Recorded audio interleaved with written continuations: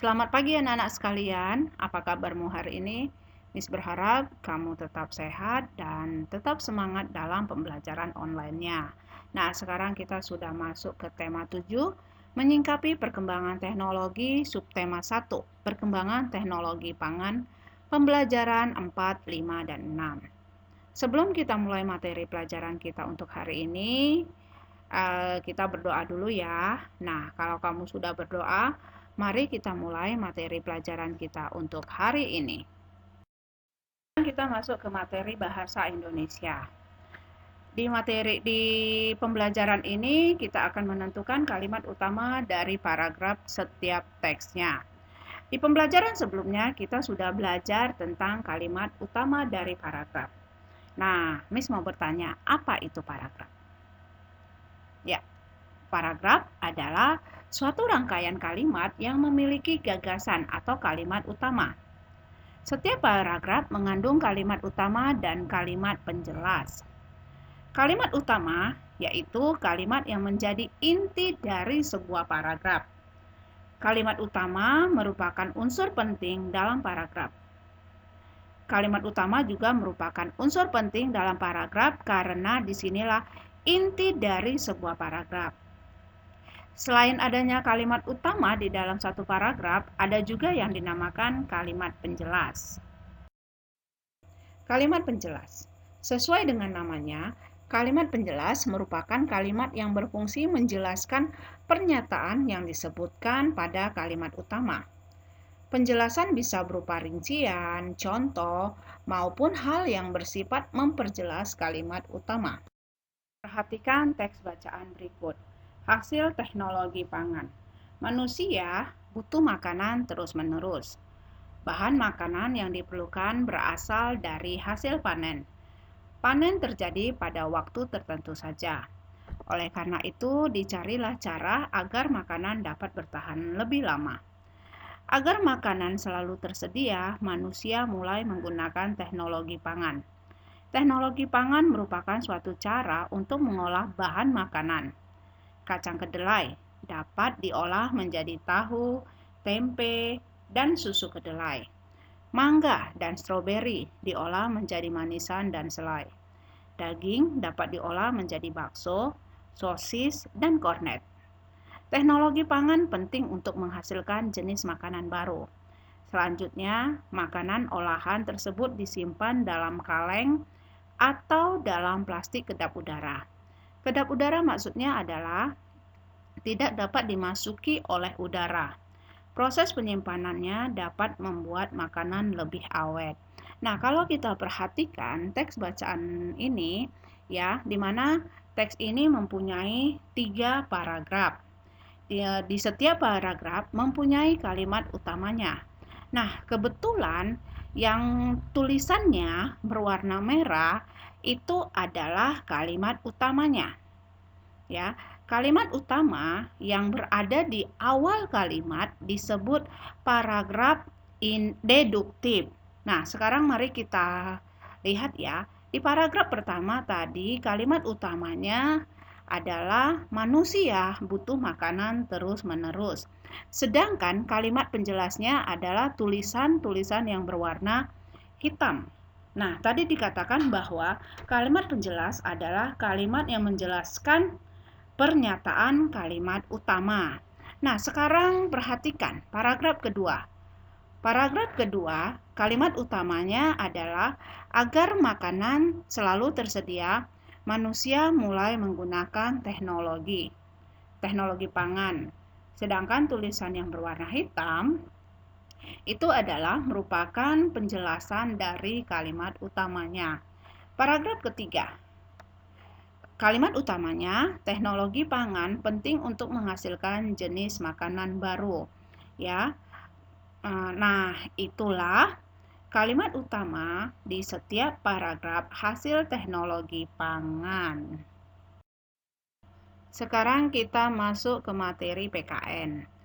Di pembelajaran sebelumnya, kita sudah belajar tentang keberagaman kesukaan dan keberagaman kebiasaan. Nah, di materi kali ini kita akan membahas tentang keberagaman pakaian adat. Indonesia terdiri dari beberapa daerah. Setiap daerah memiliki pakaian adat yang beragam. Pakaian adat biasanya digunakan saat upacara adat, perlombaan, pernikahan, dan lain-lain. Keberagaman pakaian adat beberapa di antaranya sebagai berikut. Baju Bodo dari Sulawesi Selatan. Bundo Kanduang dari Sumatera Barat. Ule Baling dari Aceh. Ulos dari Sumatera Utara. Sangkarut dari Kalimantan Tengah. Pakaian adat Betawi dari DKI Jakarta. Nah, ini hanya sebagian saja keberagaman pakaian adat yang ada di Indonesia. Masih banyak lagi pakaian adat Indonesia ya. Kita masuk ke keberagaman makanan khas daerah. Indonesia juga terkenal akan makanan khas daerahnya. Setiap daerah memiliki makanan khasnya masing-masing. Salah satunya soto Makassar dari Sulawesi Selatan, bubur Manado dari Sulawesi Utara, sedangkan combro dari Sunda, kerak telur dari DKI Jakarta, rendang dari Padang, Sumatera Barat, dan sate lilit dari Bali, dan bika Ambon dari Medan, Sumatera Utara. Semua keberagaman yang ada di Indonesia wajib kita syukuri karena merupakan anugerah Tuhan. Sikap menerima dan menghargai keberagaman atau perbedaan merupakan pengalaman Pancasila, sila ketiga yang berbunyi Persatuan Indonesia yang dilambangkan dengan pohon beringin. Dengan adanya keberagaman dapat menimbulkan beragam sikap. Ada yang harus ditiru dan harus dihindari. Sikap yang harus ditiru. 1. Munculnya sikap tenggang rasa. 2. Memahami perasaan orang lain. 3. Saling melengkapi satu sama lain. 4. Menghargai perbedaan. Dan 5. Memperkaya wawasan. Selanjutnya, sikap yang harus dihindari. 1. Bertengkar. 2. Mau menang sendiri. 3. Memaksa kehendak. 4. Munculnya perselisihan. Dan yang kelima, tidak mau bersatu. Sikap yang perlu ditiru memberikan akibat yang positif atau baik. Sikap yang harus dihindari adalah sikap yang dapat memberikan akibat yang negatif atau tidak baik. Dari matematika. Nah, di pembelajaran kali ini kita akan belajar tentang volume benda. Volume benda adalah isi dalam suatu wadah. Misalnya, Benny membeli susu. Benny melihat susu disimpan dalam berbagai kemasan. Nah, di sini ada kemasan A, kemasan B, dan kemasan C. Kemasan A diisi dengan susu yang terdapat dalam kemasan B.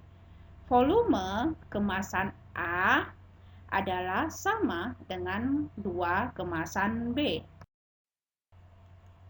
Kemudian, kemasan A diisi dengan susu yang terdapat dalam kemasan C. Volume kemasan A sama dengan 4 kemasan C. Jadi, kalau diisi dengan kemasan B, hanya cukup dengan 2 kemasan B. Tapi kalau diisi dengan kemasan C, nah, kemasan A ini membutuhkan 4 kemasan C. Maka volume kemasan A, B, dan C berbeda. Kemasan susu merupakan satuan volume tidak baku. Sekarang kita akan mengurutkan volume benda cair. Amati gambar berikut ini. Di sini ada 3 kemasan susu. Ada kemasan paling besar, sedang, dan paling kecil. Urutkan kotak susu di atas mulai dari kotak yang bervolume paling sedikit hingga kotak yang bervolume paling banyak. Nah, kalau kita perhatikan kemasan susu ini sudah pasti ya, volume yang paling kecil adalah kemasan, iya nomor 3 ya. Berarti 3, 2, 1. Nah, urutan volumenya 3, 2, dan 1. Sekarang kita akan mengamati volume bangun ruang. Perhatikan gambar. Gambar ini adalah gambar kubus. Nah, kita akan mencari volume kubusnya. Volume sama dengan titik-titik satuan. Rumus untuk mencari volume kubus adalah sisi kali sisi kali sisi atau S kali S kali S. Perhatikan gambar ini ya. Sisi yang pertama jumlahnya ada 2. Nah, sekarang sisi yang kedua jumlahnya tetap 2 dikali 2. Dan sisi yang ketiga jumlahnya sama, yaitu 2. Berarti 2 dikali 2 dikali 2. 2 dikali 2, 4. 4 dikali 2 sama dengan 8. Jadi 8 kubus satuan. Jadi volume kubus sama dengan 8 kubus satuan. Perhatikan gambar berikut ini. Gambar ini adalah gambar balok. Nah, kita sekarang akan mencari volumenya. Volume sama dengan titik-titik satuan. Nah, kita akan mempergunakan rumus. Rumus volume balok sama dengan panjang kali lebar kali tinggi. Ya, sekarang perhatikan kembali gambar. Ya, kita akan mencari panjangnya. Panjangnya itu ada 3, ya. Sedangkan lebarnya ada 2, berarti 3 dikali 2. Nah, sekarang ada berapa tingginya? Ya, tingginya ada 3 dikali 3. Nah, 3 dikali 2 sama dengan 6. 6 dikali 3 sama dengan 18 satuan. Jadi, volume balok sama dengan 18 kubus satuan. Nah, selanjutnya tugas kamu kerjakan dari buku cetak halaman 49 soal nomor 1 dan 3. Nah, sampai di sini dulu pembelajaran kita untuk hari ini. Sampai bertemu kembali di pembelajaran selanjutnya. Apa yang sudah disampaikan, kamu boleh catat dan pahami ya. Dan setiap tugas yang diberikan, boleh langsung kerjakan. Terima kasih.